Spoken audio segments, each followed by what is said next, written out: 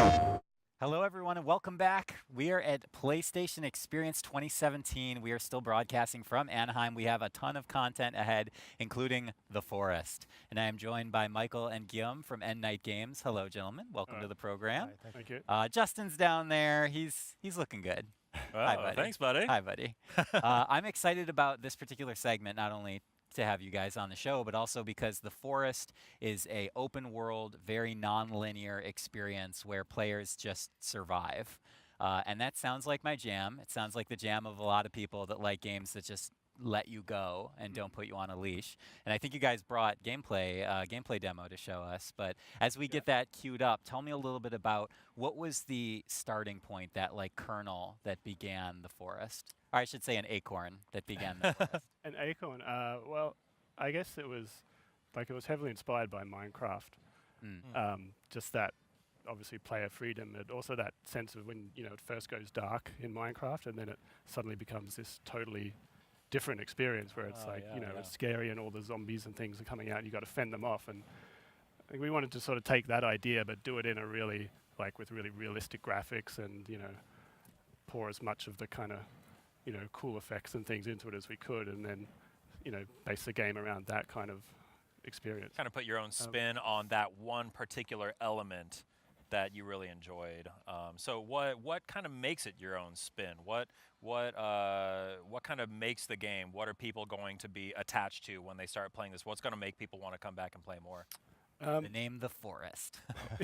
Well, it's a survival horror game. So there's obviously the survival aspect, but then there's quite a elaborate building component to everything. Like we have a very simple to use but elaborate building system, and you can chop down every single tree in the forest and create either like a little shack in the woods if you want, or a giant seaside. You can cover the whole land in wooden castles if you want. We've had players that have done that in the past. Cool. Looks like we've got some gameplay up here. Yeah, let's get it. So yeah, you can feel free to narrate what we're seeing. Explain to us kind of what we're seeing here. This is the very beginning of the game.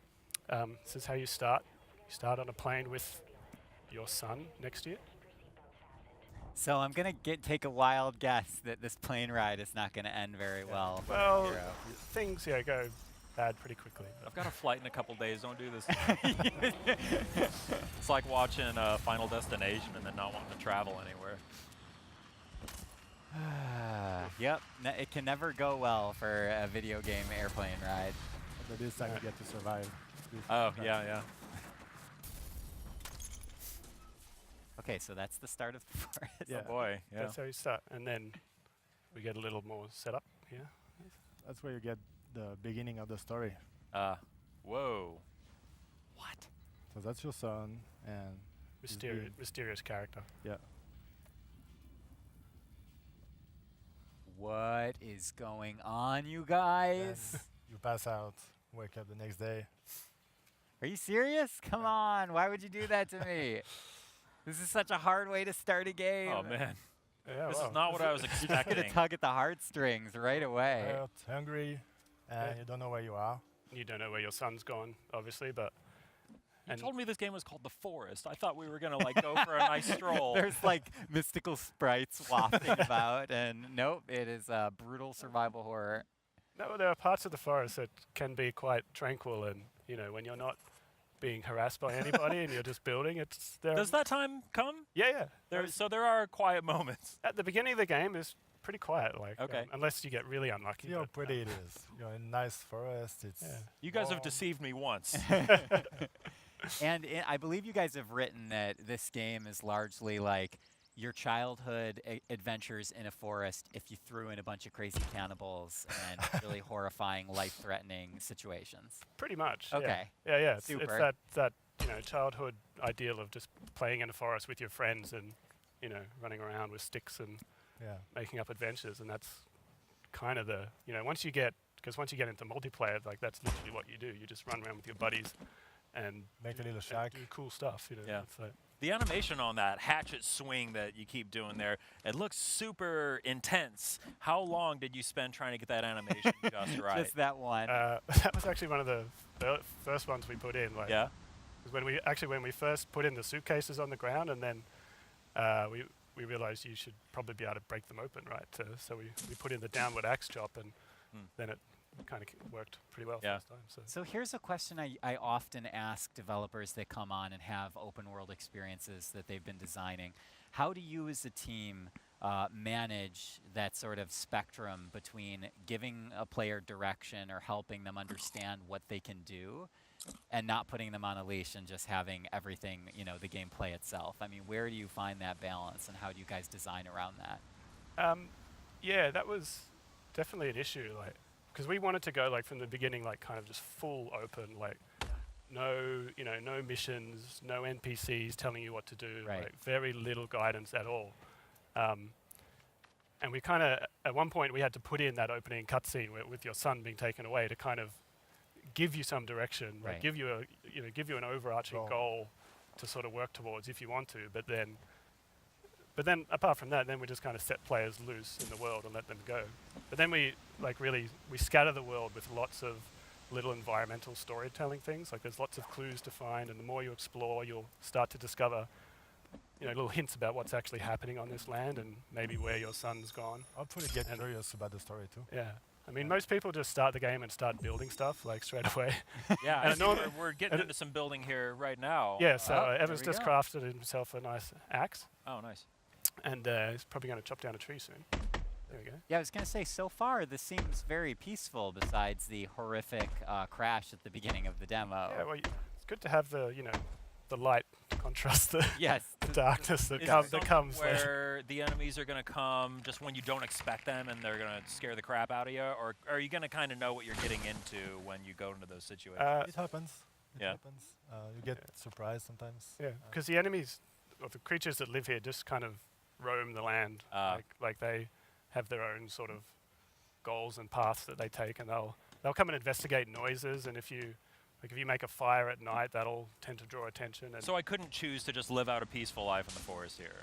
you can try, like, like there are remote parts of the map that are less inhabited, and Oh, yeah. if you don't chop down trees, if you don't light fires, you could huddle in a cave somewhere. And If you don't play the game, then nobody will come after you. yeah, but you could How do that. far does the building system go? Because you had mentioned that there's some light base building. Is that actually pretty advanced, or is it just like, basic defenses that you can help hold down It your area goes at night? pretty far.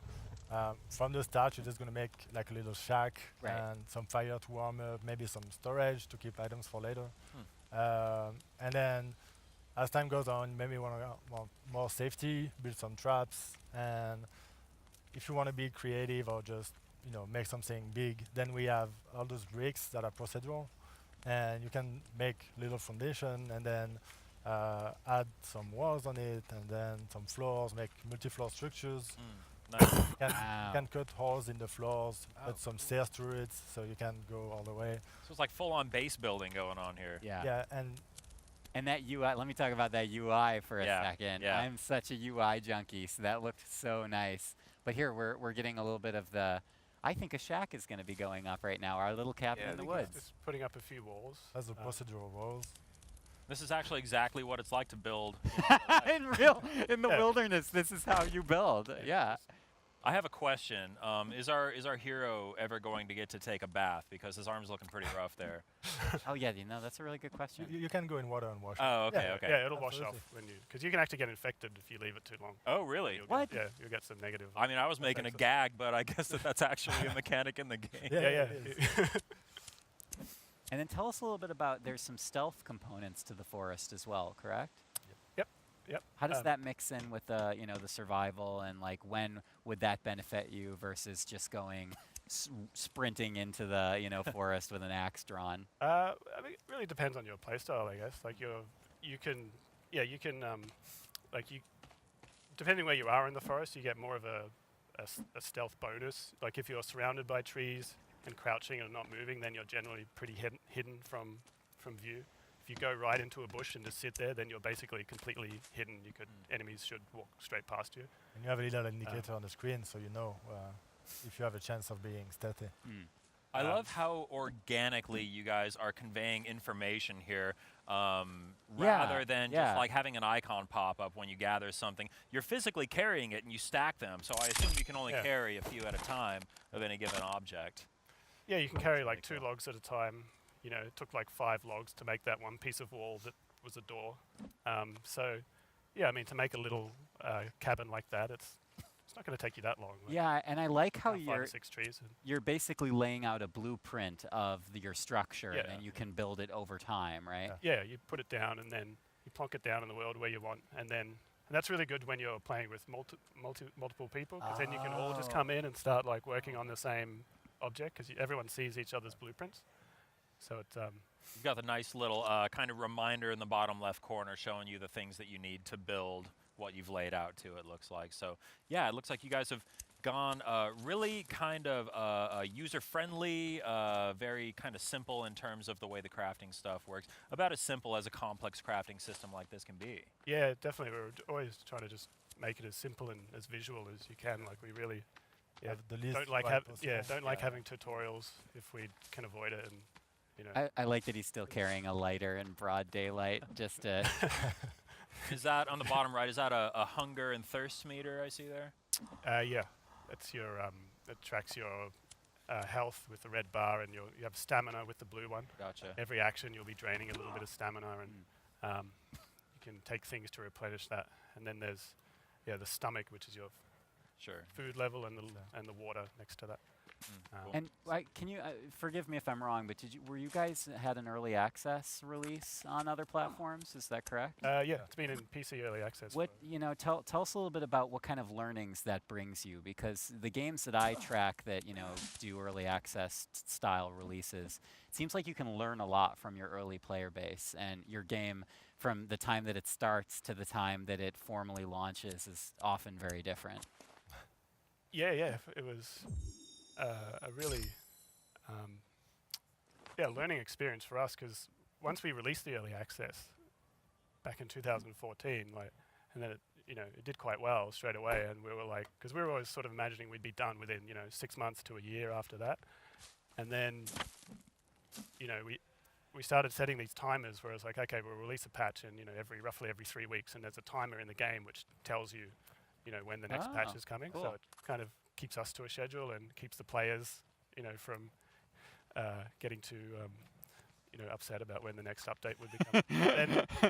but then that You're just being kind of transparent. yeah. Yeah. But then that sort of process, just like the game kept growing in popularity, and people just kept requesting all sorts of things they wanted to see, and we only had single player in the beginning, and everyone was calling for multiplayer, so we decided to put in co-op, which was a big change after. That's not just something that you can wander over and drop into your game, right? Well, we thought we could, but yeah, that's How big is the team? May I ask? well, I mean, there's Under 10 people. we're under 10 people at the moment. We're sort of the 5 full-time developers that have been working on it for the full 4 years, and then we've had quite a big outsourcing team. Awesome. I mean, Guillaume works from France, and me and Ben and Anna, who are the owners of the company, are based in Vancouver, and then our sound guys were in Australia, and we've had some contractors doing art and things like that over the years, and it's Are you guys It's a ever global able to get the operation. whole team together to catch up on things, or just to grab a drink? yeah. Normally when we go to shows like this, we'll fly people down, and then so once a year or so. Or for a barbecue, just get everybody together. Yeah, we've come across a nice little gathering area here. Maybe we could all meet up in the game here and grill up a rabbit or something. Tell us a little bit about that. When you said co-op, what kind of co-op are we talking about? Is it local? Is it online? How's it set up? It's online. Like one person hosts the game, and then other people join into his game. So it's just peer-to-peer. And it's, normally between 4 to 8 people Oh wow, is the sort of limit we have. that's still a lot. Yeah. Yeah. I mean, it's not supposed to be like a big kind of, battle royale between different camps or anything. It's more Yeah, like, yeah. Definitely not PvP, yeah. yeah, it's not designed as PvP. I mean, you could play it that way if you wanted to, but You can grief people. yeah, there's a lot of griefing that goes on. But yeah, the idea is you all crash on the same plane, so you'll have 4 people wake up instead of 1. Oh, I see. And then the game is exactly the same in multiplayer, even in terms of the story. Like you can play through the story content with I 4 see. people versus 1, and yeah, it's just the fun it brings from having other people because it really changes just the tone of the game. Whereas in single player, this is still the kind of idyllic part of it, but once it gets really scary, people say they don't like playing it. Yeah, I imagine that changes when you've got more people. Yeah, but then they say, but I play it with my husband in multiplayer, and we have a great time. So yeah. So we've got a just a makeshift spear that we've built here out of a stick, and I saw our player trying to kill some rodents with it earlier. Go hunting. And I think we missed that he had found a photograph or something, right, on the ground. Is that one of those environmental story cues you mentioned? Oh, right. Yep. Well, we'll see it later. Yeah. we have rabbits to hunt. We wandered past a like a rope going down into a hole in the ground, which we sadly walked right past. I was kind of hoping they would go down there so we would see what happened. Well, we might be able to go back there if we get enough time, because if we don't run into any enemies. Oh yeah, right here. Oh yeah. Well. So yeah, what's? I don't know, guys. This looks a little risky. We're doing it. All right, we're going. We're going down. There we go. Okay, get that later. So the other part of the game is this vast network of caves that's all below the ground. And this is where we keep a lot of the really scary stuff, and also a lot of the higher level items and cool things you might want to collect. But you've got to go through the high risk, high reward. Yeah, exactly. Yeah. And a lot of the story content you can find through caves and creatures. What is going on? Those little worms? Yeah, this is probably not recommended to do this unless you're more prepared. But okay, are you kidding me? You guys, no, no! Get him! Hey. Yeah! Oh god. I didn't know. I thought this was like a normal forest. This isn't not a forest anymore. This is the worst kind of forest. Oh god. So wait, if you torch that thing and cook it, could you then eat it? Not that one. Not that one. Not that one. Not healthy. There's other types you can actually. Oh yeah. Yeah, more regular cannibals. So when we first saw this thing, I saw our hero open up the crafting menu. Does time pass while you're crafting, or does that mercifully pause the game for you so you have a moment to collect your thoughts? No, there's no mercy in this game, clearly. In single player, yeah, it's going to pause the game. Oh yeah. In multiplayer, it's not possible, obviously, so it doesn't. And if you go in the harder difficulty modes, then it doesn't pause either. So you really got to go prepared into fights. Okay. So that didn't seem to be too happy of an ending for. Well, on that happy note of terrifying horrors and being hung upside down, it seems like. Yeah. Seems like the it doesn't end there. Okay. No, certainly not. Before we let you guys go, do you have any parting words, or are you guys talking about when you would like to target a release date on PS4? We're targeting the second quarter of 2018. So we're coming up on it. Yeah. Yeah. So we're going to be PS4 Pro. All right. Excellent. Really excited to try and get it out there. I'm excited to be terrified. Yeah, totally excited and scared. Gentlemen, thank you so much for joining us on the program. Good luck to finish what it sounds like a long and terrifying journey in development. And everyone that is joining us, thank you guys so much for watching. We still have a lot ahead, so please stay with us. We are still broadcasting from PlayStation Experience 2017 in Anaheim, California. Do not go anywhere. Stay with us.